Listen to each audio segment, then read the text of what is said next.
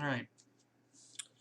During the live sessions, a couple of people have asked the question, can you show us how you do this thing that you have on the sides of your screen where you have your calls and puts? And that's what I'm about to do. Okay. So first of all, unfortunately, unlike like the charting, I can't, because I've already tried, I can't just make a link and share it so that you can automatically have this. I absolutely wish that I could kind of do that, but I can't do that. So when you're going to make one of these, you basically, let me lock this in place. Okay. You basically come down here and you say plus sign on the bottom corner and you go to watch list. And when you get a watch list, you get a generic one or whatever pops up, whatever feed you have. So I'm going to switch over to one of my call lists that I already have there. And when you open it up the first time, it's going to look something like this. Of course, you're going to probably have stocks or, it doesn't matter what you put it to. And to configure this, what you got to do is you got to click on this gear icon and click on customize. And I would get rid of all this. Like I would click on that and then delete.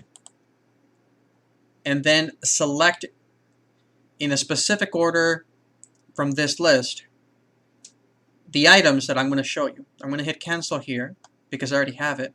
And instead of picking them one by one, I'm just basically going to open this up and show you what they are. Okay? So you need to go in there and you're going to add a symbol. And then if you scroll far down enough, or you can just type this in here, put in there send, you're going to run into this section here. And that's how you get 1, 2, 3, 4, 5, 6, 7, 8, 9. Personally, I don't add number 1. Because for me, number 1 is what represents the main chart. So I don't use number 1 in my numeration. Some people could, you could choose it to be number 1 through 8. But instead, I use 2 through 9 as my 1 through 8 instead. Because number 1 is always reserved for the main chart so that I can switch back and forth. So if you notice here on this very top watch list, I have a number 1 right there. So that I can flip back and forth between the SPY, the SPX, or the ES if I need to. So I put 2 through 5, and then there's an empty option. So you can create like a spacer. And to make it easier for me to tell the difference between 2 through 5 and 6 through 9, 4 and 4, I put a spacer in between just to kind of create a gap. And you can get easily to that one just by pressing that icon, shift, and the button to the right of the M on your keyboard. And then you go back and you add the others, and then you scroll down. And for when I am actively trading, I like to add a profit and loss column and a position. That way it kind of helps me keep track of which options I currently have a position at this time, and if it's an active position, or if I got to play at all any positions in the options space, what was my profit and loss for that? And then I add the bid, the strike, and the ask. The strike is so that you know where it is that you're going to be in. And then the bid is, and the ask are self-explanatory. And then just click OK. When all of this shows up, you're going to have to kind of like put the cursor in between the columns so that you can resize them in accordance to the size that you want them to. Because the size of your font is going to determine how big or how wide or narrow each one of these is. Now, keep in mind that if you're going to keep this here on the dock on the left, you can always make this bigger, or you can make it smaller. So what are the advantages of having this as your tool? Okay, and the advantage is that when you're keeping track of the market, and if you're using this for your options chain, and the market all of a sudden is about to go up or down, and you have the chart here instead of the options chain, I can just come over here, and if I just click on it, I can immediately go into a position. But it's going to bring up the application to be able to make a job entry or an order entry. Now, if I hold the control button down and then I click on one of these, it's an instant buy, and you're going to enter that position as a market order. And if you want to get out of that order and sell it, you just click on the opposite side. You hold the control button and you click on any one of these, okay? So the right side, the ask, is to get into the position, and the bid side is to get out of the position. And now these send tos, what they're going to do is that they're going to send whatever option, or if you have this stocks, are going to go directly to that color. And this is the fastest way to get in there. Sometimes when I see the market about to make a move, I will just hold the control button, click on my ask, get in, and then after I get in, I'll see right here on the position in the profit and loss columns, I'm going to see a number 1, and I'm going to see whatever profit and loss I'm at that moment. It's going to light up. So it's going to be very easy to know which one of these it is that I clicked on in the event that I turn my head and look away for a brief moment and then come back. I don't have to guess, oh, wait, which one did I click on? That's why it's important to have the profit and loss and or the position column in here when you're actively day trading for that reason. And then now that I know which one it is, I just think, okay, on which one of my charts do I want to see to keep a visual track of that position at this time. So that is how I customize and make this one so far. But now the next question is, what about the watch list? How do I get all my options in here? That is a big pain. There's something that you got to pay attention to. If you notice, there's a period at the beginning of each option's title or each symbol name. There's a period in front of it. And if that period is not there, it's not going to show up correctly if you just try to type it in. Now, let's just kind of like show you an example. I'm going to go to the options chain right now. And let's say that I'm going to do, come on, let's see. Okay, so I'm going to go into the SPY, waiting for it to load. And I'm going to put it here on my main list so it shows up here, okay? Just to give you an example. So let's just say that let's see, not for the second, that was today. Let's see, tomorrow. Okay. So let's just say that I want to see one of these and I want to send it over here to my main watch list. So notice that here, the option does not have a period in front of it at all. It's not there. So I'm going to right click here, and then at the very bottom is the send. But if you notice in the send, there's a period right here in front of it. And this is if I want to send it straight to a chart.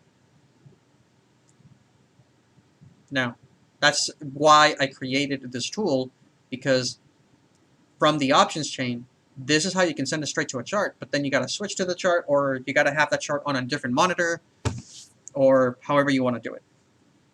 So from this screen, in the middle, you have this add SPY or add this option to a watch list. Now, it is a pain to come in here and add one by one by one by one. It is a pain. When I started this and learning this, it was hard. Okay, but just so you'll know, like to fulfill the promise of showing you this, I'm going to click here on main, send this option to show up on my main watch list in the top left corner so that you can see how it shows up. It'll show up there correctly with the dot in front of it. But if you just try to type it in and put in there without the period, or better yet, just to kind of show you, if I click on it, like I'm going to edit and delete the period, which would be the equivalent of me just typing it in without the period, and try to hit enter, it's going to disappear. It's going to report an error like this product doesn't exist. See this error message? An error occurred. So when you try to type it in or put it on an Excel spreadsheet and copy it over without the period in front of it, it's not going to work. So there are several things that you could do. Obviously, you can right-click here and send one by one the option trades that you are actively trading, but there's no way here easily to understand or to know where position you're in. But actually there is. You can do the same thing in here to get into a position. You can hold the control button and click on ask, and then if you want to get out of it, you hold the control button and click on the bid to make a market order to get in or to get out. And when you get into a position, out here on the end, there's going to be like an itty bitty flag that shows up. It'll show up on the outside. And if it's a put, it'll be way out on the other side. That's how you know if you have a position in there right now, just by looking at the options chain. Now, something that you can consider doing is, see, there's two boxes here, okay? The top box is for this other section called the underline. Let's hide that because we don't need to worry about that, okay? But the options chain that's right below it is the box on the bottom, okay? So you want to click on this button to be able to detach it. And now that you've detached it, you can move this to another monitor. You can resize it, and it's going to readjust. And if you want to see the number of hits that you want to see, like let's say I want to just see 50, I could do that. And scroll up and down. It'll behave like regular, and I can put this on a different monitor. And that's how you can trade back and forth. But that's still somewhat not fast enough, because this is still a whole lot faster. I don't even have to right click. I just click on the number and boom, it instantly goes to the chart. Unfortunately, there's no way to add the send function to this, how do you say, to the options chain here. Although for a while, that's how I kind of did my trading for a while, just having any option chain. This allowed me just to easily click on any date at will and be able to use it, which is still not a bad idea if you want to continue to do some of your trading that way. Now, personally, I do not make a watch list for every single date. I only trade, like, depending on the strategy, I usually will just do the 0 or 1 or 2 or 3 lists, and that's it. And delete them as I no longer need them as they expire.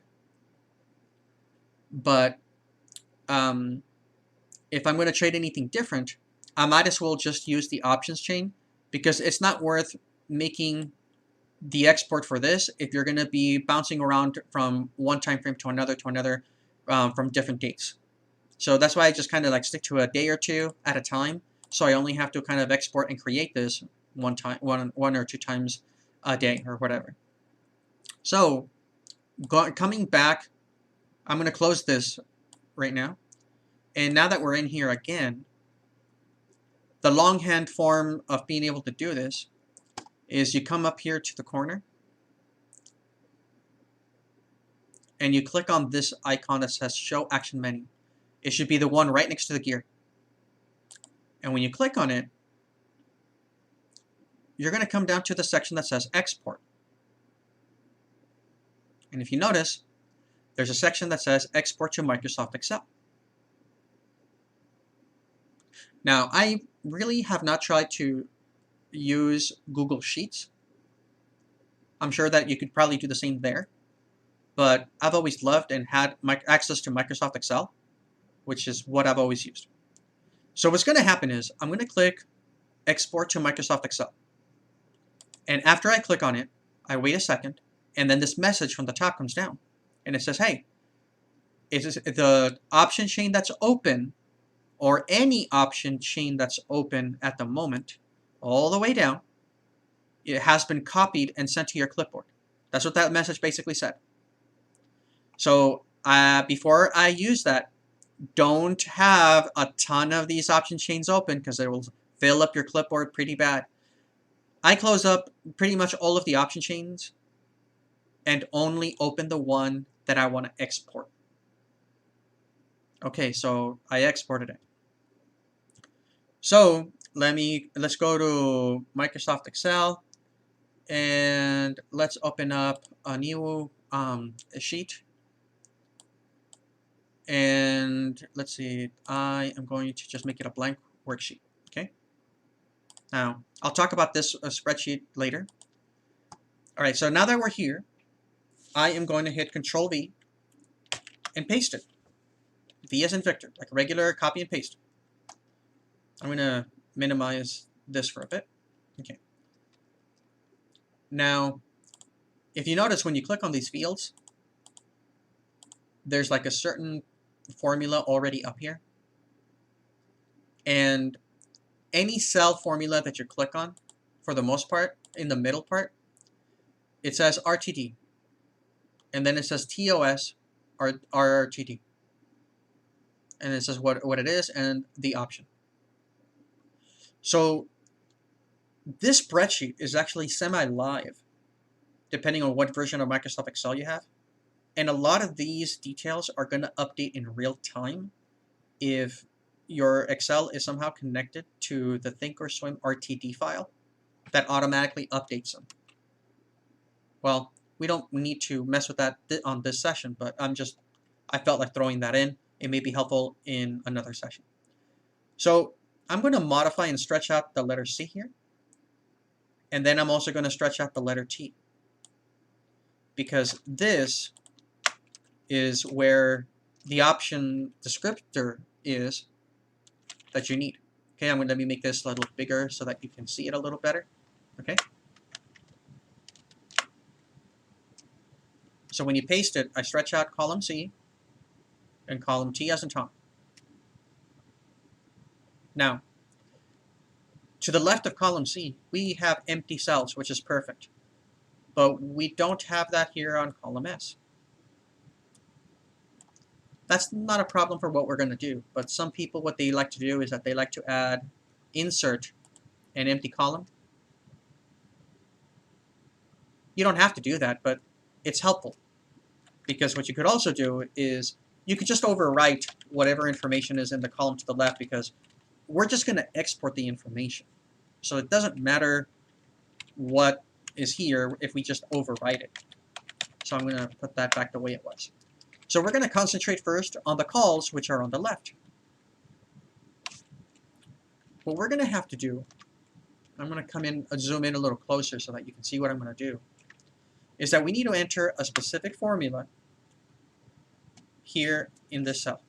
So we can put the period in front of the description for each one, because one option is you can hit F2, then hit the home button and put in the period and hit enter. And you can do that for every single one manually. F2, home, period, and do that for the whole option chain. That's going to get tiring real quick. So I'm going to say no to that. Here's a shortcut. In this field, I'm going to hit the equal sign. I'm going to type the word concatenate. C-O-N-T-A, sorry, concatenate, like that. Okay? I'm going to hold it there for a second. You can pause the video so you can see how to spell it. Now, if you notice Excel, as you begin to type it out, it'll give the option to use that formula. Just by hitting down, you can access it. But I typed it all out. So the next thing I'm going to do is say open parentheses. Then I'm going to put quotations. The period, quotations, comma. Now I'm going to type in the cell where the rest of the description is going to be. I'm going to put C11. For most of you, it'll usually be C11 for here. And then I'm going to close parentheses, and then I'm going to hit enter. So the data is now on column B. And you're like, well, am I going to have to do that for each one? Oh, hold on. We can copy and paste. So what we're going to do is push arrow 1 up, and then hit Control C. I'm now going to push arrow to the right once. And so I could get to the bottom of the options code really fast. I'm going to hold the Control button and hit down while holding the Control button. And now I am at the bottom of the call section. Now I'm going to use my arrow keys to get to this specific cell to the left of the bottom call of the list. So now hold the Control button down. Hold also, while you're holding the Control button down, also press down on the Shift button. While you're holding both the Control and the Shift button down, push the up arrow. And what that's going to do is that it's going to highlight all of the cells from the empty one next to the bottom last call to the top one. Then hit Control V as in Victor to paste, and voila, you have just copied that formula all the way down. After you copy the formula down, while everything is selected, all right, if you notice everything's selected, you don't have to scroll back up, but while you're down here, after everything copies down, hit Control C. That'll copy everything, okay? Now we're going to come up to the top. We're going to right-click on the very first one, and right above the Paste Special section, there's like a clipboard that says 1, 2, 3. And if you hover your cursor above it, this little notification of values pops up underneath it. You're going to click on that. Now, these cells are no longer that formula that we typed in there. They are now text messages just like this, full text, with the period in front. Now, I'm going to hit Control Z to undo that move for just a brief moment because I'm going to show you a shortcut. Let's make it back the way that it was, where it was a formula. Before I take those steps, what I can do is that I can copy these cells because I have the exact same number of calls as I do puts. So I'm going to go over here to the right, and I'm going to click on the cell that is to the left of the puts. Even though it has some data, I'm not going to use it at all anyway. And I'm going to paste those cells in there, copy them over, because the formula is supposed to enter the period to the cell to the right of it. And if you notice up here in the formula space, you're going to see, let me see if I could kind of double click on it, that I don't have to change the C to a T like Thomas, because by copying it over, that was done for me automatically. And if you notice, now it's got the letter P as in Peter, or as in pumpkin. And if I go all the way to the bottom by pushing Control down, it copied that all the way down to the bottom. Now that I'm at the bottom, I'm going to hold Control Shift up.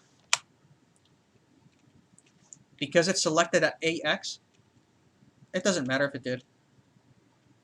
But I'm going to hit Control C now. And now that I hit Control C, I am going to right-click the top cell on that's highlighted. In this case, it's AX because I happen to also copy it. And then I'm going to look for that clipboard with the 1, 2, 3 and paste it. And now they're text. Now remember, we undid this one, so again, I gotta do the same thing again to my calls because I copied the formula over, so I don't have to do double work. And I paste special values.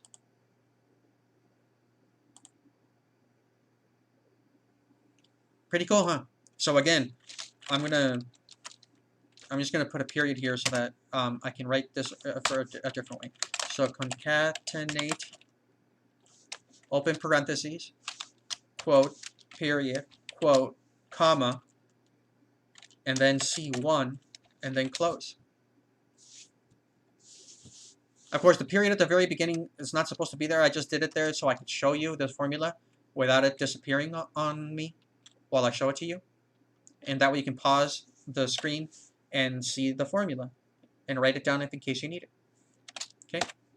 Now that I have done that, and now that these cells are no longer formulas and they're now text with the period in front, so that I don't have to go down by one, by one, by one, by one, by one, I can now select again all of my calls and hit Control C.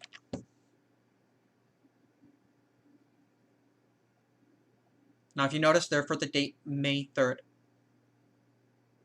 23/05/03. So let's go back to the watch list that I had made, right? This one. So I'm going to click here on this drop-down menu. I'm going to come down here to Create Watch List. Create Watch List. And then, because it's the next day, I'm going to hit cap locks, SPY dash, let's see, calls dash 0503.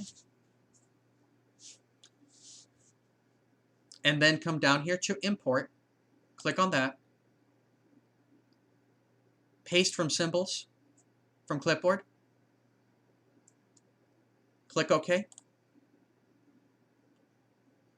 and then hit save. And boom, there's my watch list. Now you might get an error message. Don't panic, it's okay. And that may be because one of these may have been just slightly off. And usually I don't worry, I just get that error message by default. And voila, there is, you know, my option chain, the option chain I want to see for the next day for 0 DTE. Because right now they're 1 DTE, but tomorrow it's going to be 0 DTE. And if I want to, I can do this again and again for the other option chains and put each one in its own option chain. Could you mix option chains into the same watch list? Yes, I personally have. I don't recommend it unless you know how to keep track of them. Now, that was a lot of work, wasn't it? This freebie, you can search for it online on how to do this. You can do it on your own. So after a while of doing this over and over and over and over again, I decided to create my own master Excel spreadsheet. And let's say that here for the SPY,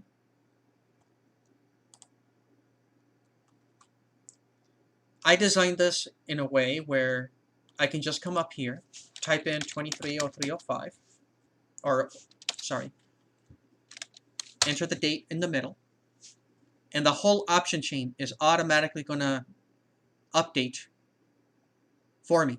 I don't even have to export, I don't have to copy and paste, I don't have to edit, I don't have to enter formulas, because this will automatically do it for me.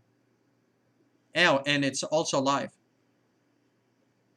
It'll show me what the current live information is. If you don't believe me, let me show you. Like right now, it's showing me the option chain for 23/05/03. Keep your eye on at least one of the cells and the price as I update the date from May 3rd to May 4th. So see the red cell? Look to the right how it's 92 cents. Now I hit enter. Everything goes flashed out. And now it updates to the option chain to that date. It does it for me on the fly because my computer is already configured to connect to the Thinkorswim RDT or RTS or RTD file. TOS RTD. Okay. So we're going to put it back 230503. And the only step that I really have to follow here is I come here, click on this calls, arrow down 1. I hold the shift key. I push to the right once while holding down the shift key. Now, I'm still holding the shift key down. I'm going to now also add and continue to press the shift and now also press down on control. And I'm going to push arrow down. And I highlighted all of the calls and puts in a given range. I'm hitting Control C. And now I'm going to click on the calls here that's in the green to the right.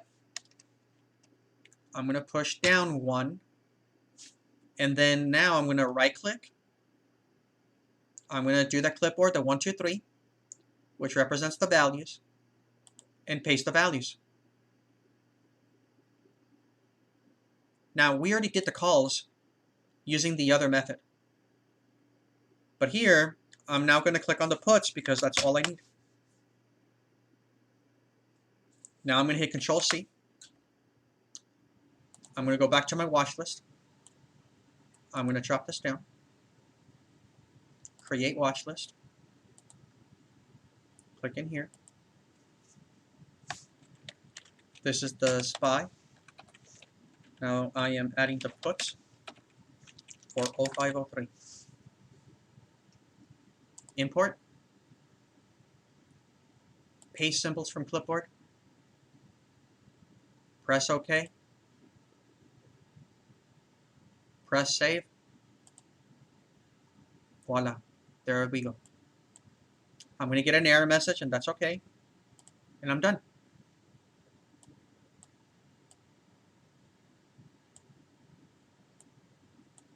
Now, this spreadsheet, if you notice, some of these fields say NA and don't have information.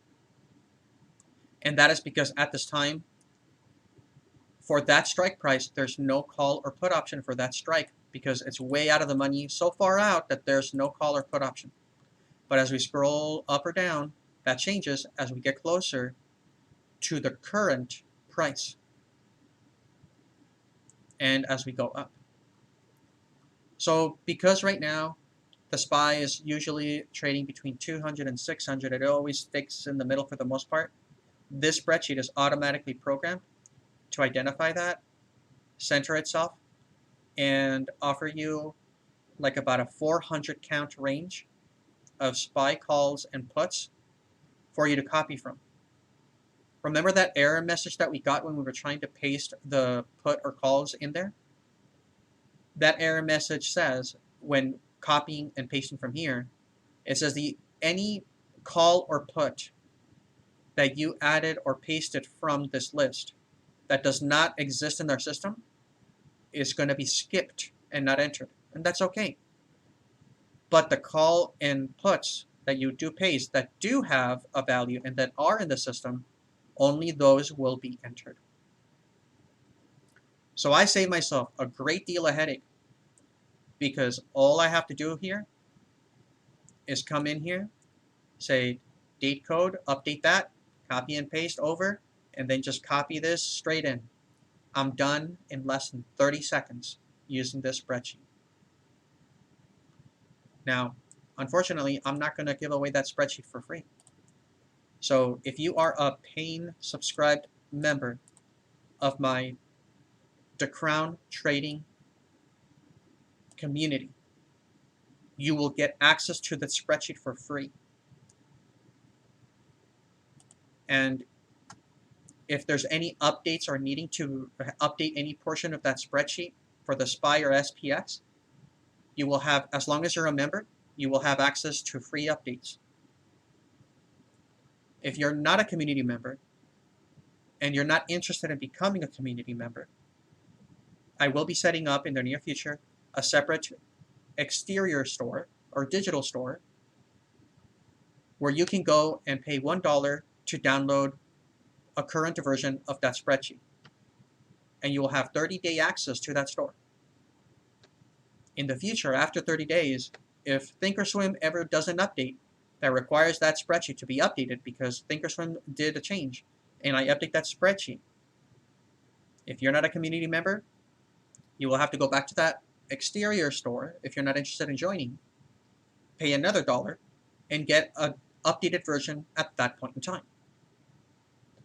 You can save the spreadsheet and use it over and over and over again.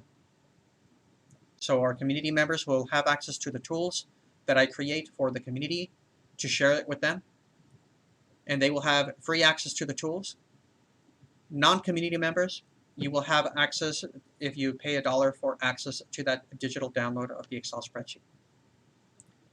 And that is how I create this list. Oh, and once you have the list, here's an awesome part about it. Watch this. I click on the strike. I just flipped it upside down. Isn't that mind-boggling? Because, look, something that kind of throws off a lot of people is the fact that the strikes go up and down. But when you look at the chart goes from, from the lowest number at the bottom to the top. It's like they flipped it upside down. So now, by creating this list, and by clicking on strike, you can change the order or direction so that you can see the market the way you want. And once you create these, if you want to change the position, like if I wanted to put the name in the middle instead, I could do that. Or I could move this all the way to the right by clicking and dragging it. Or I can put it right next to the strike price. But why? Because at the end of the name, you also have the strike price there too.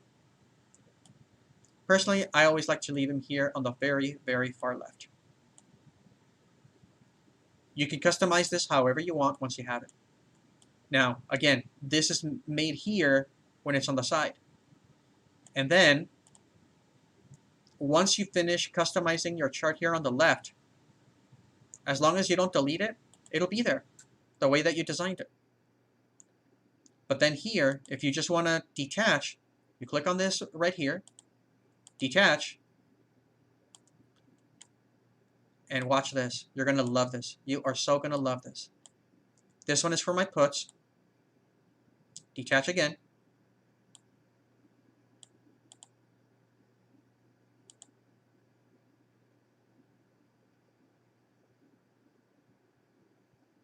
This is for my calls. Well, this one says 0502. Let me switch them to the 503s that have current data.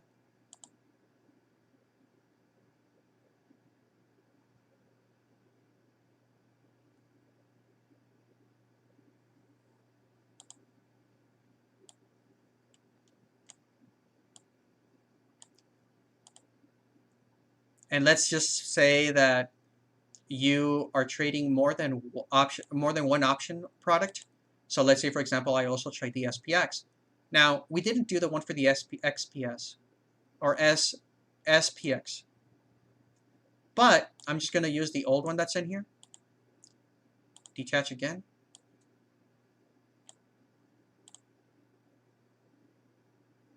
Calls. Voila.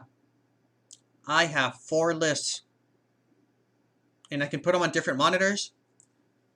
And I can resize them if I want. And not only that, but I can stack them in a way that makes sense to me. Like, for example, these are SPY puts. I'll put this on top. SPY calls, I'll put them over here. SPX calls, I'll put that one on this side. SPX puts, I'll put them over here. So that way, on top I have my SPYs. On the bottom I have my SPX.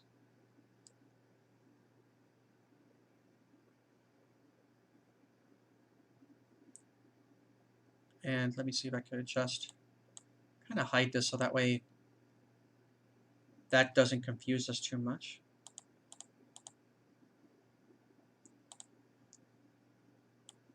And that way you can see this a little better. See? And you can have as many of these open as you want. However, there's going to be a problem. If you have too many of these open at a time, Thinkorswim is trying to calculate anything that's on your screen. Even if it's not within sight, like for example, it's part of your list, Thinkorswim is going to be calculating and looking for every single thing that's on your list, up and down, up and down. So if you have too many things for Thinkorswim to keep track of, if you don't have a high-performing computer, it's going to cause your computer to freeze up and kind of get stuttery when you have too many things for Thinkorswim to keep open. If you don't have that much of a powerful system, just close a couple of these. You know, you really don't need too many. Realistically, you should just be able to stick to, one for the puts, one for the calls, and that should be it. Now, if you're trading multiple products, it makes sense. But now you get to customize, relocate these, and use these at will. I hope that this video has been extremely helpful to you. Please give me a like, at least. Feel free to share it with anyone else who you feel that could really get use out of this information. And if you like this content and don't want to miss out anymore, don't forget to subscribe. I'll see you on the next live stream. Take care.